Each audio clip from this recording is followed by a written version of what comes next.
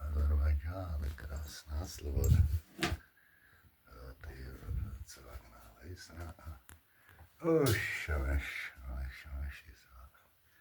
Agado.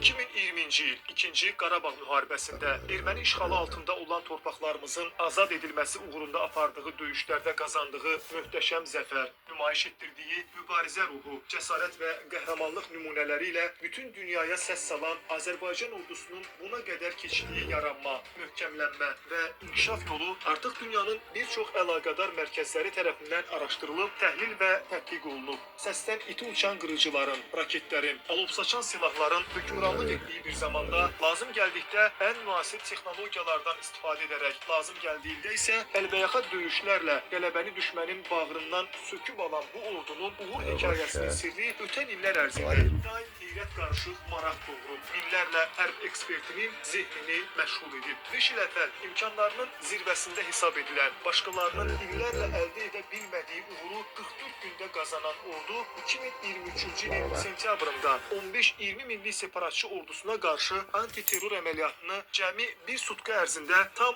zəfərlə yekunlaşdıranda bundan 3 il öncəki səviyyənin onun üçün zirvə olmadığını dünyaya nümayiş etdirərək bir daha heyranlıq doğurmuşdu. Və nəhayət 2025-ci il noyabrın 8-də keçirilən son hərbi paradda qalib əskər ünvanına yaraşan müzəffər marşı və möhtəşəm hərbi arsenalı ilə gözlər önünə çıxan Azərbaycan ordusu özünün sürəkli inkişafı yolunda əldə edəcəyi zirvələrin hələ çox olacağını bir daha hamı üçün vurğulamış oldu. Əslində Azərbaycan ordusunun dünya hərb mərkəzləri üçün heyrətamiz maraq doğuran zəfərlərinin təməlini və ya necə deyərlər uğur hekayəsinin sirrini elə də uzaqda axtarmağa gərək yoxdur. O təməl elə Qarabağ zəfərinin qazanıldığı günlərdə də, antiterror əməliyyatının gedişində də, qələbə paradının keçirildiyi anda da hər zaman çox yaxında və hətta ən öndə olub. Və o təməlin adı da, ünvanı da xalqına və dövlətinə dönməz sədaqətlə bağlı olan bir ali başkomandan və onun öz əskərinə olan mütləq inancdan yoğrulmuş sevgisidir. Bəli, bugün dünyaya səs salan bir ordunun uğurlarından danışarkən, onun yaradılmasına, möhkəmlənməsinə və inkişaf etdirilməsinə sərf edilən zəhmətdən, göstərilən maddi və mənəvi dəstəkdən, müasir silah-sursat, avadanlıq, məişət təminatı ilə bağlı məsələlərdən danışmadan keçmək mümkün deyil. Özünün 107 illik tarixi ilə ötən əsrin əvvəllərinə, demokratik cümhuriyyət illərinə dayansa da, müasir Azərbaycan ordusunun təməli müdrik siyasi xadim, ümummilli lider Heydər Əliyevin hakimiyyətinin birinci və ikinci dövrlərində atılan məqsədyönlü və uzaqgörən addımlara söykənir. Milli hərbi kadrların yetişdirilməsi üçün onun zamanında sərf etdiyi gərgin zəhmət heç şübhəsiz ki, keşməkeşli 90-cı illərin ağrılı-acılı yollarında bəzən acınacaqlı duruma düşən, parçalanan, qan itirən, lakin heç bir zaman məğlubiyyətlə barışmayan Azərbaycan ordusunun daşıdığı bugünkü müzəffər ordu ünvanının əsas məhəkdaşıdır. Əliyevin bilavasitə nəzarəti və birbaşa iştirakı ilə silahlı qüvvələrin müxtəlif strukturlarının müasir döyüş vasitələri ilə təminatı və təchizatı həyata keçirilib. Bunun üçün bütün şərtlər təmin edilib,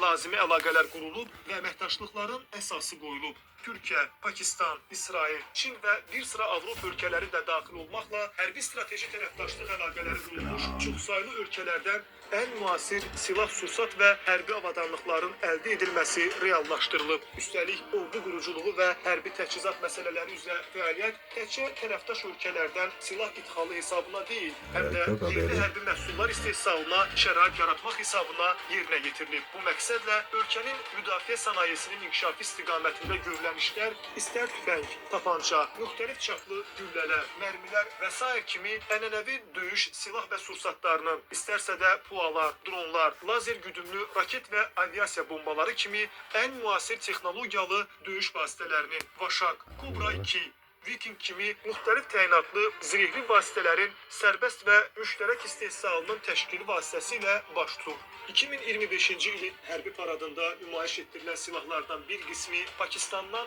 yeni alınmış qabaqcıl GF-17C Block 3 döyüş təyyarələri, Çindən tədarük edilən HG-9BE uzaq mənzilli zenit raket kompleksləri, İsrail istehsalı olan 122 mm-lik atlılar idarə olunan reaktiv raketləri, Hero 120 serbest uçan döyüş sursatları, Türkiye'den alınan Kayra kamikadze tipli deniz dronu, Sergey istehsallı Nora özü yenilen haubitsaları, Skystriker Block 4 sistemleri, Icebreaker qanadlı raketləri, Predator Hawk 370 mm'lik əməliyyat taktiki raket kompleksi və s.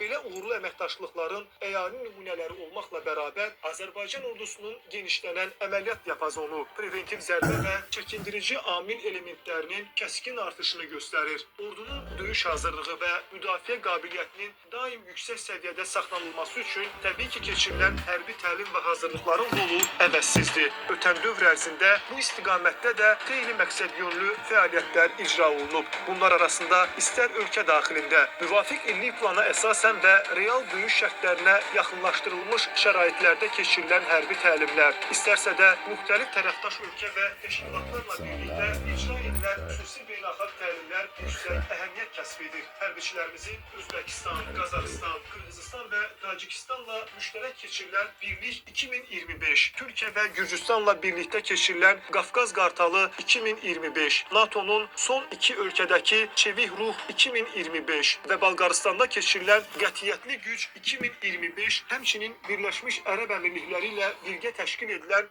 sarsılmaz tərəfdaşlıq, təlim və işçi görüşlərində iştirakı bunlara nümunədir. Son illər xüsusilə Türkiyə və qardaş Türk dövlətlərinin hərbiçiləri ilə birlikdə keçirilən mütəmadi təlimlər ordumuzun inkişafı və önəmli təcrübə mübadiləsi üçün xüsusi əhəmiyyət kəsb edir. Sevindirici haldır ki, belə müştərək təlim və tədbirlərin böyük bir qismində təcrübəsi öyrənilən tərəf məhz Azərbaycan ordusudur. Müxtəlif daxili təlim proqramları, zabitlərin inkişaf kursları və s. ilə şəxsi heyətin peşəkarlığının artırılması üzrə həyata keçirilən tədbirlər ordunun daha da yüksək hazırlıq səviyyəsinə doğru inkişafını şərtləndirir. Türkiyənin Qaz şəhərində keçirilən qış təlimi 2025, İranla birgə Azərbaycanın azad edilmiş ərazilərində aparılan xüsusi təyinatlı qüvvələrin Araz 2025, Özbəkistanın paytaxtı Daşkənddə Azərbaycan və Özbəkistan Müdafiə Nazirlikləri arasında iki tərəfli hərbi əməkdaşlıq planına uyğun olaraq keçirilən Məharət 2025 birgə komanda qərargah təlimi, strateji obyektlərin mühafizəsi senarisi üzrə keçirilən Entermiti 2025, Türkiyənin ev sahibliyi ilə Sarus körfəzində keçirilən beynəlxalq hərbi dəniz Nüsrət 2025 dəvət təlimi, Super Muşraq təlim təyyarələri ilə mütəmadi təlim uçuşları, səfərbərlik və hərbi xidmətə çağırış üzrə dövlət xidməti ilə birgə ehtiyatdan çağırılan hərbi vəzifəlilərlə təlim toplanışları silahlı qüvvələrin müasir çağırışlara cavab səviyyəsinin artırılmasına yönəlmiş tədbirlərdəndir. Bütün bunlarla yanaşı dövlət tərəfindən hərbiçilərin sosial müdafiəsinin gücləndirilməsi və məişət şəraitinin yaxşılaşdırılması istiqamətində görülən bir sıra tədbirlər də müasir ordu quruculuğunun yüksək tələbləri səviyyəsində həyata keçirilir. 2025-ci ilin məlumatlarına görə indiyədək Azərbaycan ordusunun 4167 hərbiçisi dövlət hesabına mənzillə təmin edilib. Ölkə prezidentinin Azərbaycan ordusunun hərbi qulluqçularının sosial müdafiəsinin gücləndirilməsi tədbirləri barədə 28 dekabr 2011-ci il tarixli fərmanı ilə yaradılmış komissiyanın dekabrın 12-sində keçirilən növbəti iclasında da cari ilin dövlət büdcəsindən ayrılmış vəsait hesabına daha 606 hərbiçiyə mənzil verilməsi ilə bağlı qərar qəbul edilib. Beləliklə, ümumilli lider Heydər Əliyevin hakimiyyəti illərindən başlayan və